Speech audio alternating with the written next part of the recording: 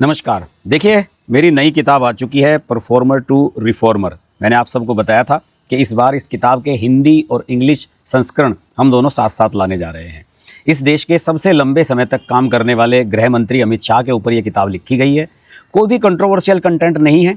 सिर्फ और सिर्फ इस किताब में ये बताने की कोशिश की गई है कि अमित शाह बीजेपी अध्यक्ष के तौर पर किस तरीके से काम करते थे और गृह मंत्री के तौर पर पिछले 6 सालों में उन्होंने क्या काम करके दिखाए हैं। ये एक तरह का डॉक्यूमेंटेशन है उनके सारे विभागों में किए गए रिफॉर्म्स का और बदलावों का।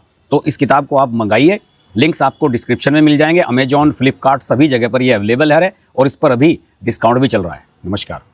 नमस्कार। आज हम बात करेंगे थोड़ी सी भारत की विदेश नीति के बारे में।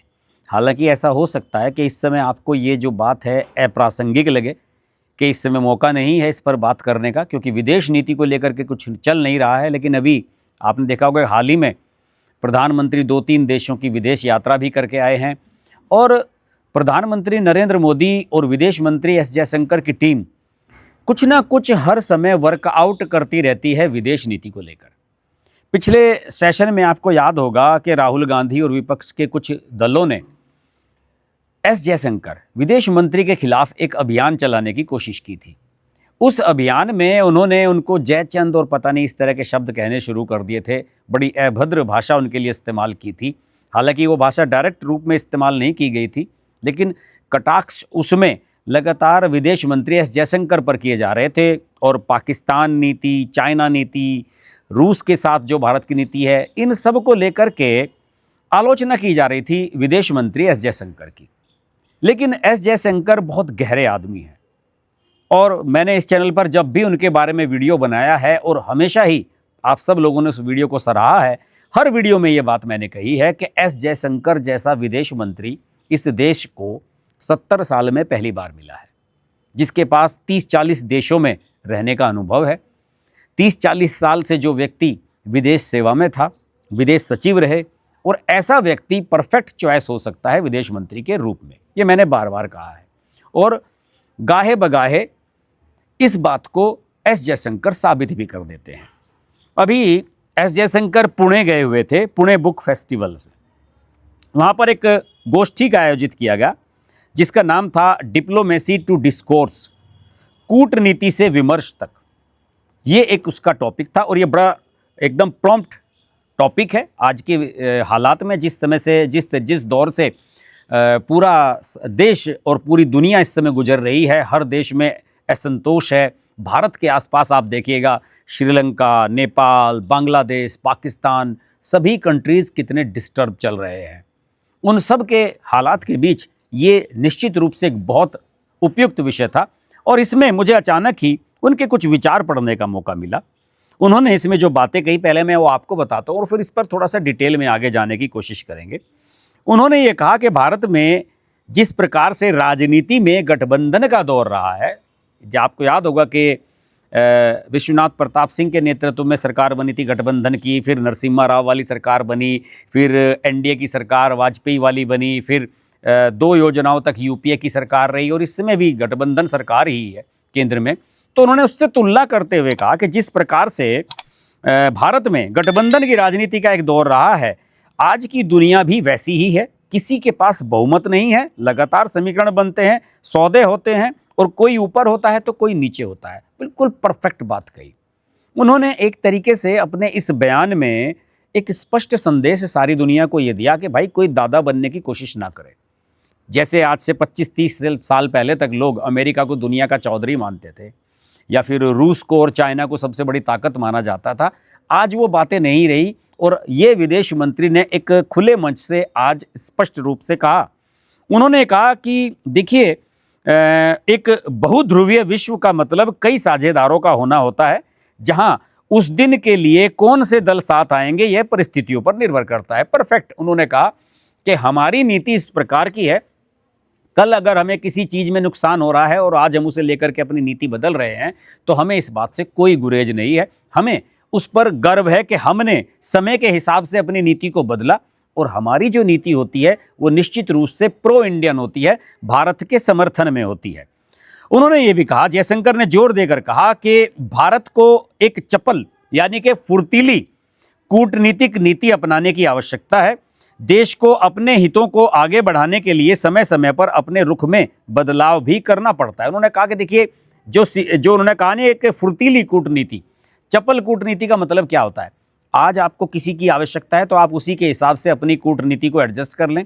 कल आपको किसी की आवश्यकता है तो आप उसके हिसाब से अपने आप को एडजस्ट कर लें, और कभी भी एक कूटनीति पर चल कर के ना रहें, एक कूटनीति पर अडिग ना रहें। इसका नुकसान होता है।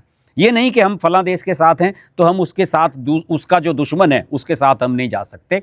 यूक्रेन और रूस का जो युद्ध हो रहा है उसमें भारत ने ये स्पष्ट कर दिया। उन्होंने कहा कि भाई, नरेंद्र मोदी ने भी कहा था अपनी एक स्पीच में, उन्होंने कहा था कि लोग ये कहते हैं कि हम तटस्थ हैं, हम न्यूट्रल हैं, ये ठीक नहीं होता है। तो उन्होंने कहा कि देखिए, आप हमें तटस्थ या न्यूट्रल कह सकते हैं, लेकिन हम वास्तव में शांति की तरफ हैं।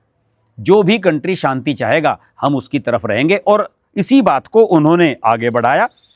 एस जयशंकर का यह कहना बिल्कुल सही है कि भारत को एक फुर्तीली कूटनीतिक नीति अपनाने की आवश्यकता है। देश को अपने हितों को आगे बढ़ाने के लिए समय समय पर अपने रुख में बदलाव भी करना पड़ता है। ये बात स्पष्ट रूप से उन्होंने कही। उन्होंने ये स्वीकार किया कि विदेश नीति का प्रबंधन अब और अधिक जटिल हो गया है। ये पहले उतना कॉम्प्लिकेटेड नहीं था। जैसे अमेरिका के साथ जुड़ाव बनाए रखना है, सभी को जुड़ाव बनाए रखना है, अमेरिका से कोई भी अलग नहीं हो सकता।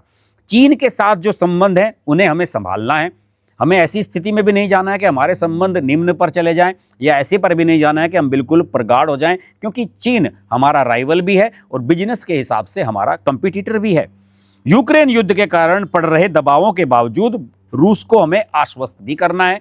बिल्कुल सही बात कही कि देखिए, सारा यूरोप ये चाहता है कि हम रूस के खिलाफ हो जाएं, लेकिन रूस के साथ हमारा बिजनेस है, उससे हम तेल खरीद रहे हैं, क्रूड ऑयल ले रहे हैं, और दुनिया में सबसे सस्ता तेल रूस भारत को दे रहा है। तो हम अपने बिजनेस हितों को कैसे उससे अलग रख सकते हैं। दूसरे जो अपने कंटेम्प्रेरी, हमारे जो आसपास के कंट्रीज़ हैं, हमारे जो पड़ोसी हैं, उसके बारे में उन्होंने कहा कि भारत को यह सुनिश्चित करना होगा कि उनके साथ संबंध स्थिर रहें। यह एक परिवार की तरह है।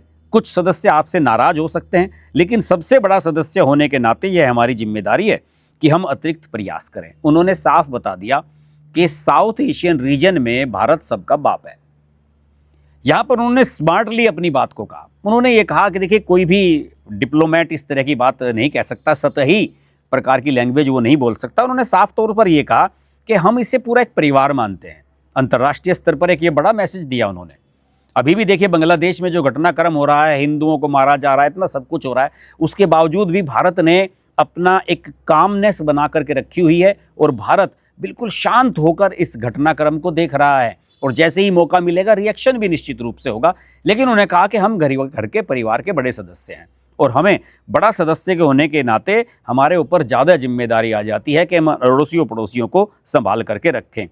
उन्होंने कई और भी बातें कही। उन्होंने एक दीक्षांत समारोह को भी संबोधित किया। पुणे में शायद वो कार्यक्रम हो रहा था। डीम्ड यूनिवर्सिटी है सिम्बोसिस इंटरनेशनल, उसमें वो गए थे।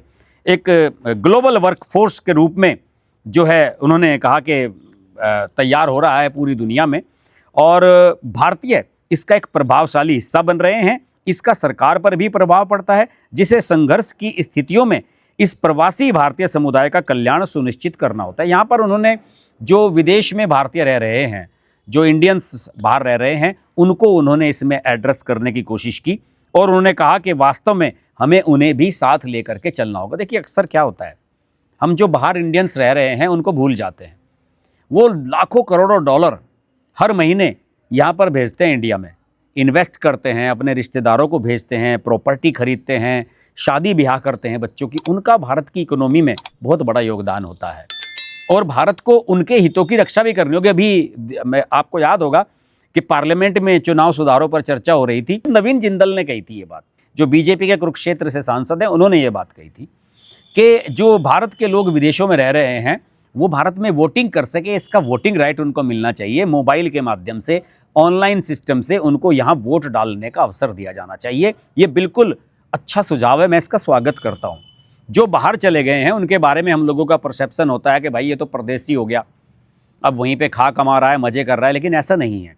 वो जब भी भारत आते हैं, भारत में कंट्रीब्यूट करते हैं। बहुत सारे तमाम ऐसे दोस्तों को मैं जानता हूँ जो मेरे दोस्त हैं, अमेरिका में रहते हैं, यहाँ पर इन्वेस्ट करते हैं, किसी ने होटल बनाया है, किसी ने प्रॉपर्टी के धंधे में पैसा लगाया है, किसी ने रिटेल स्टोर्स में पैसा लगाया है, किसी ने शेयर मार्केट में लगा रखा है। सब लोग यहाँ पर पैसा इन्वेस्ट कर रहे हैं।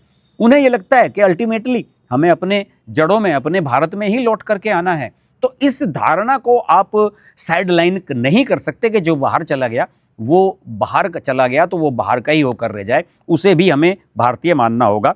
और उन्होंने अंत में ये भी कहा कि विदेशों में भारतीयों को जिस तरह देखा जाता है उसमें आया यह बदलाव एक निर्विवाद वास्तविकता है। यह भारत में बढ़ते ग्लोबल कैपेबिलिटी सेंटर्स, भारतीय प्रतिभा की बढ़ती मांग और व्यक्तिगत सफलता की कहानियों से सिद्ध होता है। आज भारत अपनी प्रतिभा और कौशल से पहचाना जाता है। उन्होंने कहा कि जो कार्य संस्कृति है, वर्क एथिक्स हैं, उसमें भारतीयों को सबसे मजबूत स्थान पर देखा जाता है। तो उन्होंने ये जो अपने कुछ बिंदु रखे, जैसे कि वर्तमान विश्व व्यवस्था जो है किसी एक के दबदबे में नहीं है, परफेक्ट बात कही उन्होंने।